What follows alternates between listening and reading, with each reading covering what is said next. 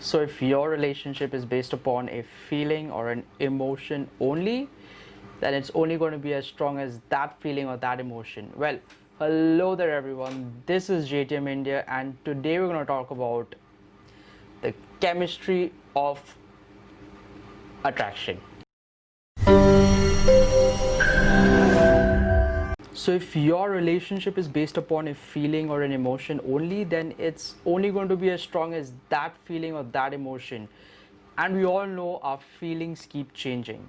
So I had read this book called Love and Responsibility by Karol Wojtyła. Just in case you don't know who he is, Pope St. John Paul II, before he became the Pope, was known as Karol Wojtyła. So I've also been going through a curriculum by Jason Evert and I learned some really beautiful things. Can you remember the first time you really got attracted to someone? I don't know about you, but I definitely know when I got first attracted to someone. I mean, I still do get attracted to people. I'm still single, but happily single. So do you remember the first time you really got attracted? Your heart was racing, your stomach felt like it was in knots, having those butterfly feelings in your stomach.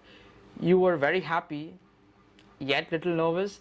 Maybe the experience was not exactly the way I described it, but maybe somewhat similar. So have you ever wondered, why does our body have such a physical reaction to our emotional feelings?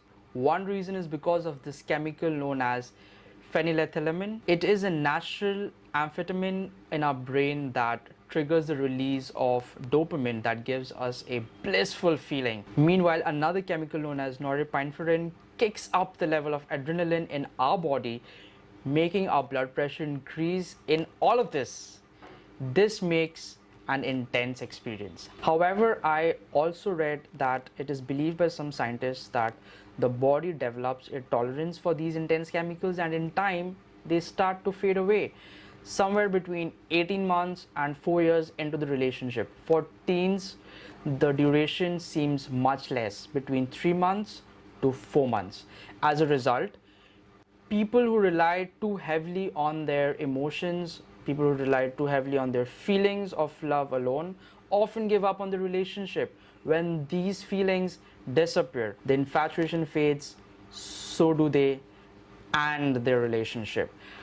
Now, don't get me wrong, having attractions towards the opposite gender is not wrong, is nothing bad or something that needs to be hated. Having said that, what you do out of those attractions does matter.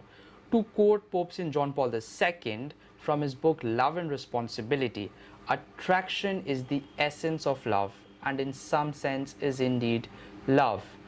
Although love is not merely attraction, he also goes on saying, it is therefore necessary to discover and to be attracted by the inner as well as the outer beauty, and perhaps indeed to be more attracted by the former than by the latter.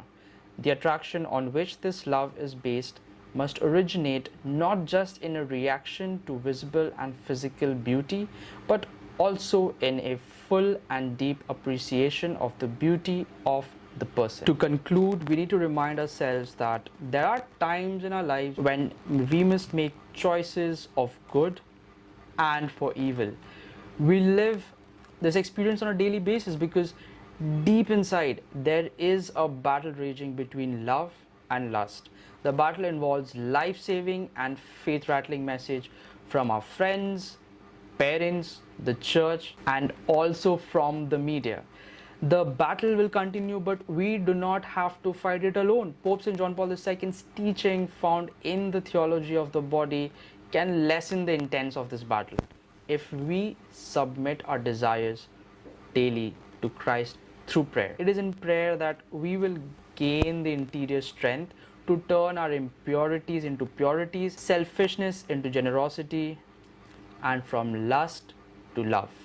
These emotions and desires are a real test of love sometimes.